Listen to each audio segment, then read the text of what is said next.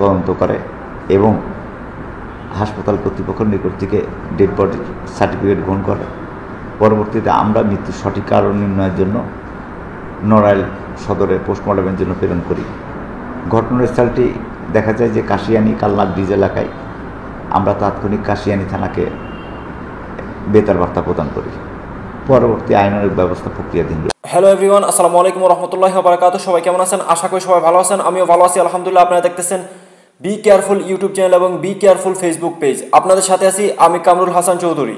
তো প্রিয় দর্শক, দেশ জুড়ে চলছে নাশকতা, হত্যাকাণ্ড, নারী ধর্ষণ, শিশু হত্যা সহ অনেক ধরনের অপকর্ম। তারই সিলসিলায় সম্প্রতি ঘটে যাওয়া একটি ঘটনার বিষয়ে আজকে আমি আপনাদের সাথে কথা বলবো। এক প্রেমিক তার প্রেমিকার বিয়েতে বাধা দিতে গিয়ে লাশ হয়ে ফিরলেন ঘরে। সম্প্রতি নড়াইলের লোহাগড়া উপজেলায় ঘটে যায় এই মর্মান্তিক হত্যাকাণ্ডটি।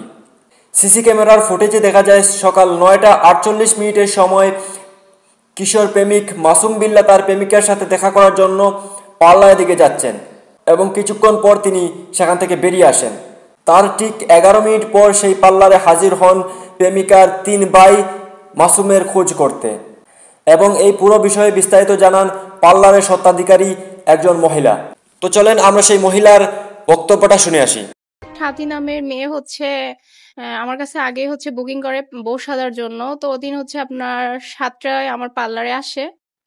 তো প্রায় 8টা 8:30টার দিকে হচ্ছে ওই ছেলে আর কি মেয়ের ভাবিকে ফোন দেয় যে আমি সাথীর বাড়িতে যাব, আমি সাথীকে নিতে আসতেছি। বললো যে না, তুমি বাড়িতে যেও না, তুমি পার্লারে আসো। ছেলেটা আর কি মেয়েটাকে ডাক দেয়, দিয়ে আর কি কথা বলে যে আর সাথী তুমি একটু এদিকে আসো, তোমার সাথে কথা আছে। পরে বললো যে আমি তোমাকে নিতে আসছি, চলো আমি তোমাকে এই পথে নিয়ে ঢাকা চলে যাব। তো বলতেছে যে না, আমি এভাবে আপনার সাথে যাব না, আপনি চলে যান। পরে ছেলেটা অনেক দাঁড়ায়, অনেক কান্নাকাটি রিকোয়েস্ট করে। যখন দেখে যে না, মেয়ে আর যায় না, পরে এখান থেকে আপনার ছেলেটা চলে যায়। ছেলেটা এখান থেকে চলে যাওয়ার প্রায় 10 মিনিটের ভিতরে আর কি 3টা ছেলে আসছিল মেয়ের বাড়ি থেকে। ওর ভাই লাগে, সাথীর ভাই লাগে। তো আসার পরে আর কি বললো যে ও কোথায়, ওর ভাবিকে বললো। তো বললো যে ও চলে গেছে। তা বললো যে ওর নাম্বারটা দাও, আমরা ফোন দিয়ে এখানে আসতে বলি। তো প্রিয় দর্শক, শুনলেন পার্লারের মালিক সেই মহিলা কি বলতেছেন।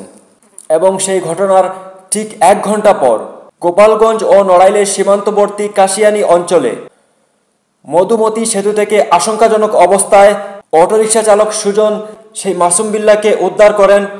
তারপর স্থানীয় উপজেলা স্বাস্থ্য কমপ্লেক্সে নিয়ে গেলে দুপুর 12:30টায় তার মৃত্যু হয়। খবর পেয়ে লোহাগড়া থানা পুলিশ মরদেহ হেফাজতে নেয়। স্বজনরা জানান উপজেলার লাহুরিয়া ইউনিয়নের সাথী নামক এক কিশোরীর সঙ্গে প্রেমের সম্পর্ক ছিল মাসুমের। পারিবারিকভাবে মেনে না নেয়ায় ভাটা পড়ে তাদের সম্পর্কে। এরই মধ্যে বুধবার কাজের সন্ধানে ঢাকায় তার বড় বোনের বাসায় গিয়ে ওঠেন মাসুম বিল্লাহ। প্রেমিকার বিয়ের খবর শুনে শুক্রবার ভোরে লোহাগড়ায় ফিরে আসেন মাসুম। এক চাচাতো ভাই ছাড়া তিনি আর কারোর সাথে কোনো যোগাযোগ করেননি এবং তারপর থেকেই শুরু হয় সিলসিলা। প্রথমে তিনি পাল্লায় যান, পাল্লার থেকে তিনি বেরিয়ে যান, তারপর তাকে খোঁজাখুঁজি শুরু হয় এবং এক পর্যায়ে তাকে আশঙ্কাজনকভাবে পাওয়া যায়।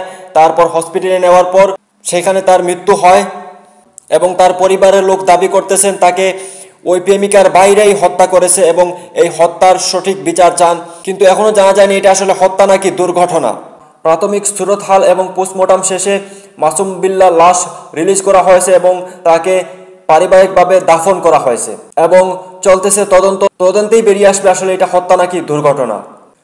যদি এটা হত্যা হয় থাকে তাহলে অবশ্যই এটার সঠিক বিচার করা হবে, আর যদি এটা দুর্ঘটনা হয়ে থাকে তাহলে অবশ্যই স্বজনদের ধৈর্য ধারণ করতে হবে। তো প্রিয় দর্শক, আমি সবসময় বলি সাবধান থাকুন, সতর্ক থাকুন এবং চোখ কান খোলা রাখুন।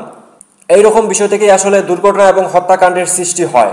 প্রিয় দর্শক, আমরা সবাই জানি প্রেম আসলে কোনো পাপ নয়, কিন্তু সেই প্রেমেই আমরা সবাই বাধা দেই। এই সমাজই প্রেমের মধ্যে বাধা হয়ে দাঁড়ায়। তারপরই শুরু হয় অপরাধ এবং আহত হতে হয় এবং কখনো কখনো প্রাণ দিতে হয় প্রেমিক প্রেমিকাদের। সিনেমায় সমাপ্তির সময় প্রেমিক প্রেমিকার মিলন হলেও বাস্তবটা অনেক কঠিন। বাস্তবে আসলে সিনেমার সাথে কোনো মিল নেই। বর্তমান সময়ে কুসংস্কার থেকে অনেক দূরে চলে আসছে মানুষ। তারপরও এখনো কিছু কিছু জায়গায় জাত বংশ এবং মান মর্যাদা নিয়ে আত্ম অহংকারে বাধা হয়ে দাঁড়ান পরিবারের লোক প্রেমিক প্রেমিকাদের সামনে। তো সেই ক্ষেত্রে সবাইকে বলবো কারো যদি কারোর সাথে থাকতে ভালো লাগে এবং কেউ যদি কারোর সাথে থেকে শান্তি পায়, তাহলে তাকে তার সাথে থাকতে দেন না কেন ভাই? তাতে আপনার সমস্যা কোথায়? জীবনটা তো তার। সে যদি সুখে থাকে, সে যদি শান্তিতে থাকে এবং সে যদি কমফোর্টেবল থাকে, দুইটা মানুষ যদি একসাথে থেকে নিজেদের কমফোর্টেবল মনে করে এবং নিজেরা খুশি থাকে, তাহলে তাদেরকে তাদের মতো থাকতে দিচ্ছেন না কেন? সামাজিকভাবে বিষয়টাকে মেনে নিয়ে তাদেরকে সুন্দরভাবে বিয়ে দিয়ে দিন, তাহলেই দেখবেন সকল সমস্যার সমাধান হয়ে যাচ্ছে। আর কোনো প্রেমিক প্রেমিকা রাস্তায় নামতেছে না, আর কোনো প্রেমিক প্রেমিকার মৃত্যু হচ্ছে না। মানুষ মানুষের প্রেমে পড়বে, এটাই প্রকৃতির নিয়ম। এবং যারা এই প্রেমের মধ্যে বাধা দিতেছেন, তারাও কোথাও না কোথাও, কখনো না কখনো কারোর না কারোর প্রেমে পড়েছেন, কিন্তু সেটা তিনি নিজেই ভুলে গেছেন এবং অন্যের প্রেমে বাধা হয়ে দাঁড়াচ্ছেন। সেই জন্য বলতেছি ভাই, কুসংস্কার ভুলে যান এবং সঠিক সমাজে ফিরে আসুন এবং সবসময় সাবধান থাকুন, সতর্ক থাকুন, চোখ কান খোলা রাখুন। দেখা হবে নেক্সট এপিসোডে। ততক্ষণ সবাই ভালো থাকুন। আল্লাহ হাফিজ। আসসালামু আলাইকুম ওয়া রাহমাতুল্লাহি ওয়া বারাকাতুহু।